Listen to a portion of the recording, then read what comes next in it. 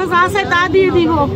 এরপর আমি যখন আমার তারপর আমি ব্যাগটা দিয়ে দিচ্ছি, আমার ব্যাগটা দিয়ে দিচ্ছি। এখানে 2,11,000 টাকা ছিল, এগুলো দিয়ে এরপরে কয় যে তুই মানে আর ভিতরে তোর বুকের ভিতরে কি আছে? আমি আমার বুকের ভিতরে কিছু নাই, আমার ফিটে দিয়ে হাতাই চাইছে, আমার বুকের ভিতরে কিছু নাই। কত পায়জামার পকেটে কি আছে? আমি পায়জামার পকেটে কিছু নাই।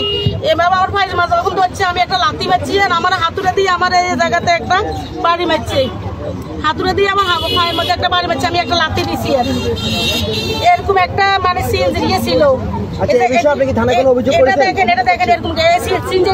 এরকম গ্যাসের ডিব্বা ছিল, সিএনজির মধ্যে একটা গ্যাসের ডিব্বা এরকম ছিল।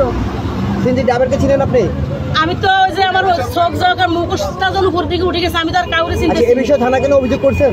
হ্যাঁ, আমি তারপর আমার কোথায় নামাইছে, এরপরে আমার সাইডটা রাউন্ড দিয়ে কোনো জায়গাতে নামাইতে পারতেছি না, লোক আছে। আর আমার ইচ্ছে পরিমাণ আমি বড়পুর গেছি, আর আমার পরিচিত একজনকে ডাকছি, মানে এভাবে ডাকতেছি। হ্যাঁ, থানা অভিযোগ করছি আজকে গেছে আমার এই গ্যাস।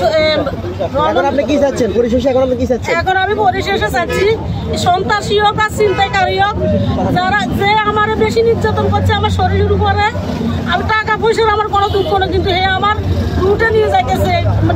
5 মিনিটও লাগতো না আমার বাড়ি যেতে। হে আমার মারি রাস্তার পাশে ফালাই যেত, তারা যুক্তি করতেছে সবাই। একজনে বলতেছে ছেলে মেয়ে কয়জন? আমি বলছি আমার 2টা প্রতিবন্ধী মেয়ে আছে, আমার স্বামী রিক্সা চালা। আমি কত মিথ্যা কথা বলছি। আর বেশি বলতে হবে, আমি শুধু এখন আমি সুষ্ঠু বিচার দাবি